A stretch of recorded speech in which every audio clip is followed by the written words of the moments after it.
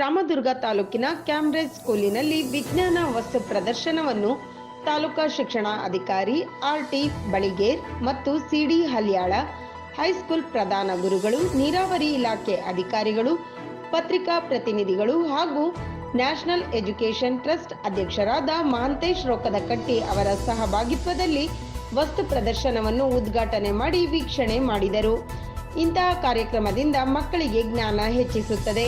ಮಕ್ಕಳಿಗೆ ಇನ್ನೂ ಹೆಚ್ಚು ಹುಮ್ಮಸ್ಸಿನಿಂದ ಓದಿನ ಕಡೆ ಜ್ಞಾನಾರ್ಜನೆ ಹೆಚ್ಚುತ್ತದೆ ಎಂದು ಬಂದಂತಹ ಅತಿಥಿಗಳು ಮೆಚ್ಚುಗೆ ವ್ಯಕ್ತಪಡಿಸಿದರು. ವಿದ್ಯಾರ್ಥಿಗಳು ತಾವು ಮಾಡಿದ ವಸ್ತುಗಳ ಬಗ್ಗೆ ಬೇಗ ಉತ್ತರ ಹೇಳಿದರು. ಈ ಸಂದರ್ಭದಲ್ಲಿ ಶ್ರೀಮತಿ ರೈಮಾ ದೇಸಾಯಿ, ಯಾಸಿನ್ ಸುರ್ಕೋಡ ಶಿಕ್ಷಕರು ಭಾಗಿಯಾಗಿದ್ದರು. ಗಜಮುಖನಿಗೆ ವಂದಿಸುವೆ.